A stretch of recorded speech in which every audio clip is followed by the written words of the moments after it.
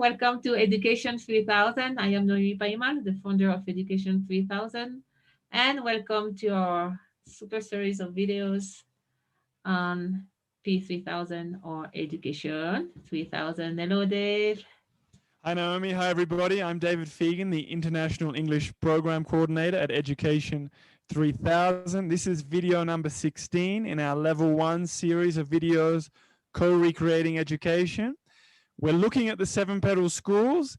This is our third video, or we're looking at the third petal. And I noticed, Naomi, for this video, you're wearing a pink scarf. Yes, I'm all pink today. This is called the pink petal, or the petal of social science and peace culture. It's very important.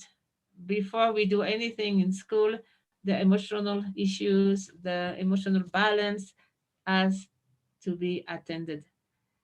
If not, the brain is blocked anyway. And yes, that's why we put a petal only for the emotional intelligence per se.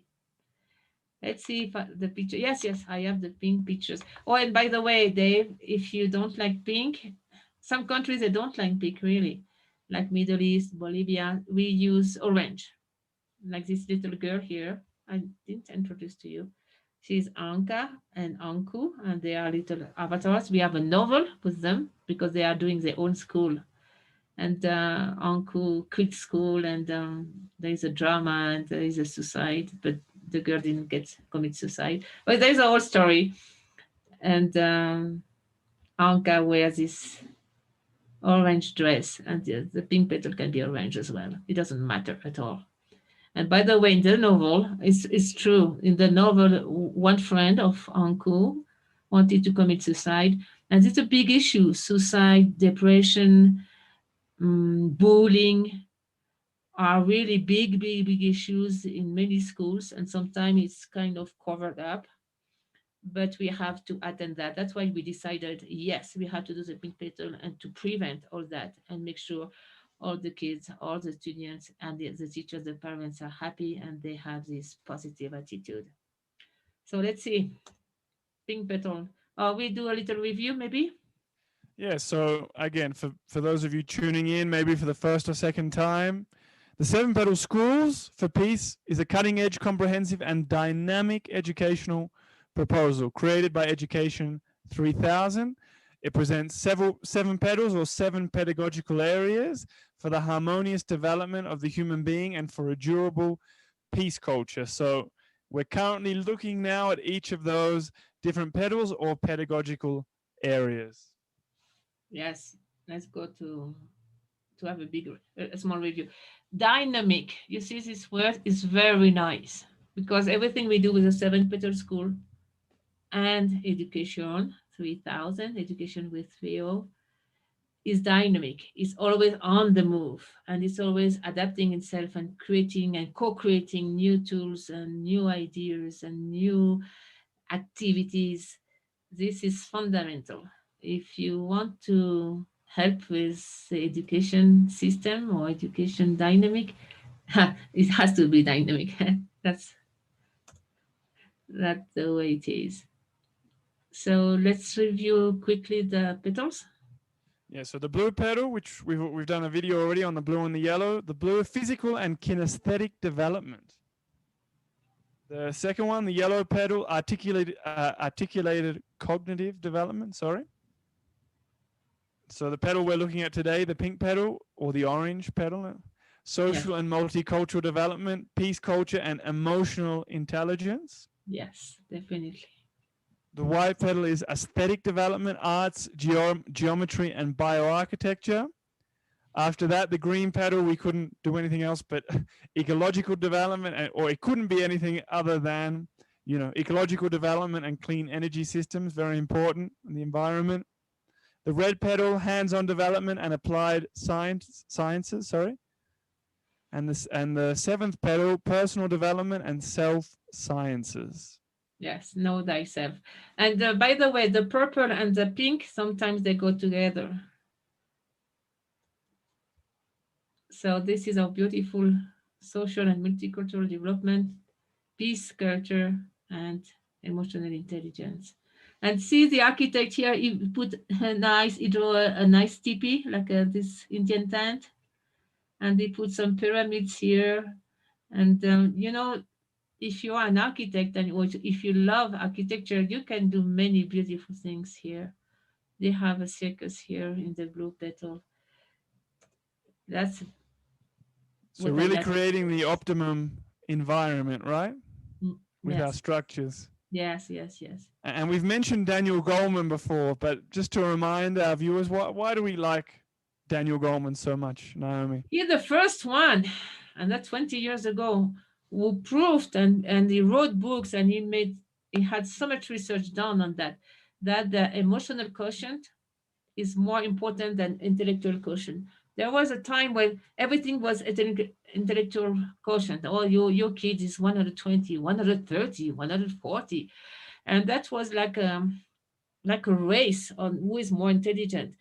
And then he proved, Daniel Goleman, that is not enough. Actually, there is a priority, and that's the emotional quotient or emotional intelligence.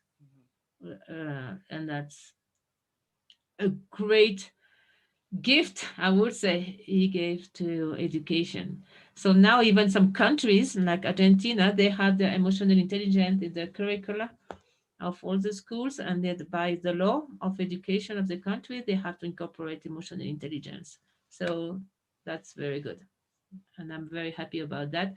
I'm sure the children are very thankful. So some ideas of activities you could do in our pink or orange petal or pedagogical area. If you don't want to say petal, it's fine.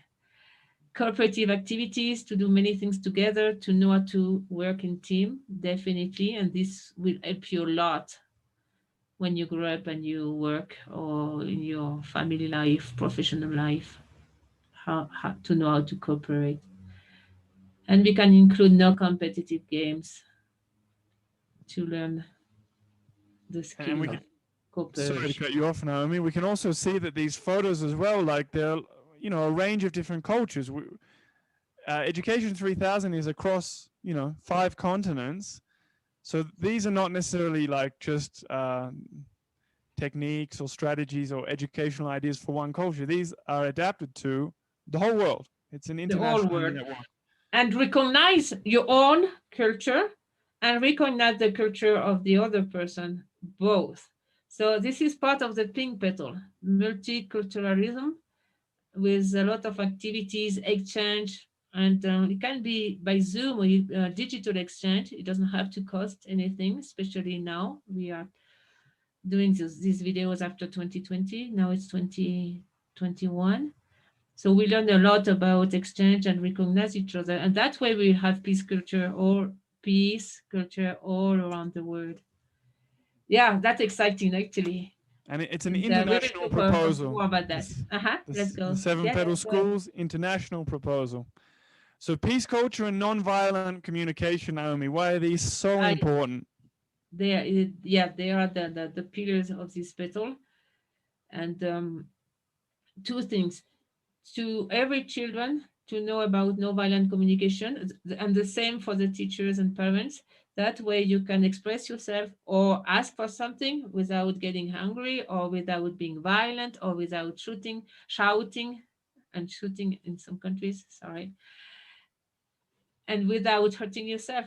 Sometimes you don't want to shout, you want just to express a need, and that's very important. It's a beautiful tool we should give to all children around the world. And I do recommend this book from Marshall Rosenberg.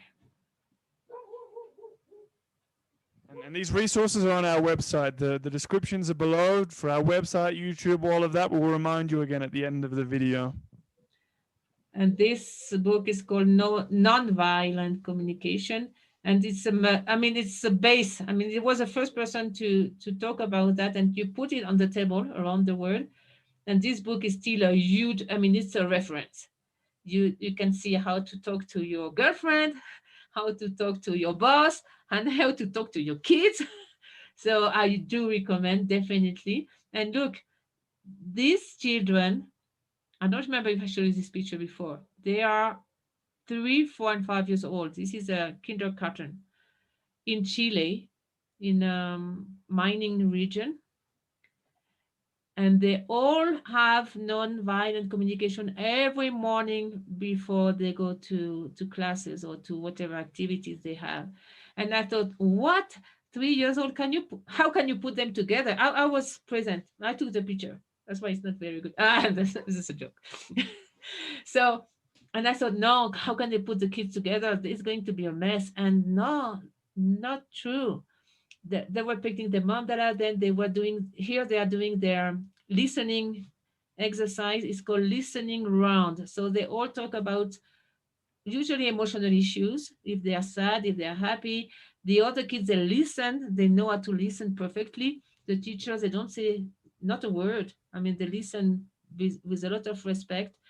And then I thought that was a beautiful skill. And then they were hugging each other. At that time, we didn't have this famous virus. They make group of 2 or 3. They love to hug like by groups, and then they go to their respective classes.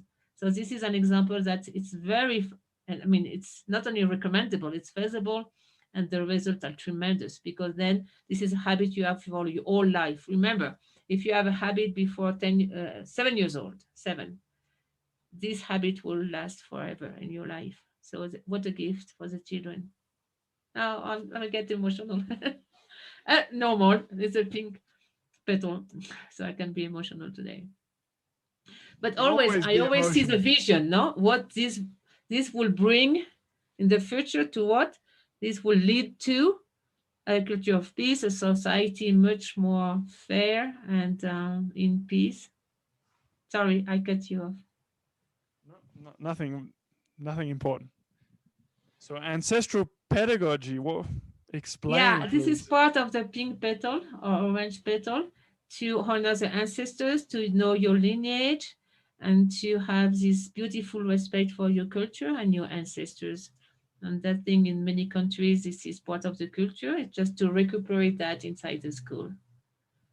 And a lot of And important information, right? A lot of amazing information from the past that we don't always acknowledge. yes, and we have it in our DNA. So it's as well a personal reconnection with who you are and were and will be, because it goes together. And of course, the pink petal will deal with all kind of activities and exercise with peace culture and peace activities. So maybe So we've you got the 8 levels of peace here: peace with oneself, peace at school, peace in the family and the family lineage, as we just mentioned, correct? local and national peace. Yes, because sometimes we talk about world peace, but in our own country to know how to deal with all these peace issues, and sometimes it's very strong, and the children they can see it every day. Peace with nature, peace in the world, universal peace, peace with history and religions. So let's say I will recommend with religion at least to be fair and to present at least, I will say, the 8 main religion around the world, so the children and the young people they have an approach of most of them. That will be fair inside the history classes. See, and that will help to know each other. The same with history. What about universal peace? So I understand that to be, peace with everyone and everything. So it sort of incorporates basically everything we've got there on the list, right? Yeah, peace with the mosquitoes. Oh, peace with the fact we are on Earth with some goals and some mission. Peace with with everything, the universe. It's a very profound. I learned that from the indigenous people from Colombia. Nice. Languages. Why languages are part of peace culture? Yeah, so we've got some programs and some recommendations within this. So a sub program is the International English for Peace. What does that mean, or what does that program or sub program Yes, I entail? love this program. This is we developed this one, and it's called International English for Peace. Like, the goal is not to speak English perfectly like in England or something like that. The goal is to use English languages as a tool to communicate all around the world, to know the other cultures, to know our brothers and sisters at the other end of the globe, and to use it as a beautiful tool for peacemaking or peacemaker. For And the peacemaking. project will involve culture, involve even the food of the other countries, geography, history, and know the different cultures on the five continents. Yeah, some other And they love recommendations. English in that case. If not, some countries, they don't like English. I went to a specific countries, and I won't say the name. The little girl told me, you know what? I hate English. I hate my country and I hate myself. So from English, she had a huge, big blockage and a trauma to the point she got depressed. So we have to be very, very careful and know that English is for linking the countries and people and get and ending up into this beautiful peace culture we all want. Yeah, and some other recommendations as well, not just English, but native languages. For example, in Bolivia, where Naomi and myself, we both live, large parts of the population speak indigenous languages as well, Quechua, Aymara. Guarani. Hmm. Yes, we have like 66 different languages here. So it's nice to have at least one inside the curricula and inside the school. Also, neighboring country languages. For example, Bolivia is next to Brazil. So, I mean, I've traveled to Brazil before, and unfortunately, my Portuguese is almost non existent. So, I mean, think about work opportunities, travel possibilities. It's a good idea to learn the language of a neighboring country. After that, we've also mentioned Mandarin, Arabic, and also sign language. Why are these ones also important recommendations to creating peace culture, Naomi? Yeah, I put Mandarin here because it's beautiful. It's all symbols. So it helps a lot with right brain development. And to remind you, 1/5 of the population speak or write Mandarin or Cantonese. So it's very good to open your heart and your open mind. There is an expression, open mind, open heart. Now, this is a fashion. And I want to tell you the story of a guy in Bulgaria. Bulgaria. It was Bulgaria. Bulgaria. Bulgaria. And I knew I went to this school. And he could not Bulgarian. He could understand the letters and the language. So the teacher said, "Oh, we have Chinese classes. Do you want to take it?" And he was so good at the Chinese classes because his right brain was on. I mean, he was really, really good. And then he was unblocked. And of course, after that, he learned Bulgarian. So I do believe Chinese character and Chinese sound open definitely will have some effect on our brain and synapses. The same with Arabic, because if you write from right to left, backwards, of course, you create more synapses and your vision of the word is different as well. And it's beautiful. It's a beautiful language and it's very aesthetic as well. And it's very poetic. And Thai language, that's why I put here. Can you translate that in English? Mente, corazón, fuerza. So, mind, heart, and strength. Here. So remember, you would start here and you go on towards here. The same with Hebrew. And sign language, because then you are aware of other necessity, it will just open up your awareness and care for other people. And they love it, especially when they can do it in front of parents and they can talk, the siblings between themselves, and the parents, they don't understand what they are saying. And it's fun. I know many schools, they use it and they have excellent results. Oh, this is important. So, the Peace Embassy schools, tell us a little bit about, so they're related to education 3000. We've got also the Peace Embassy school flags there, another interesting story. Tell us a little bit about it and then we'll explain the 4 phases and a little bit more detail, Naomi.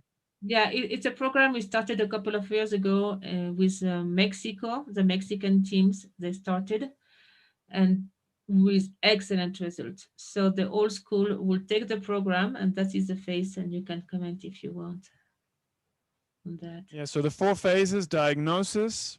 What does that mean? Diagnosis is long. It's 100 questions to know where is your school or whatever establishment you are in regarding peace culture.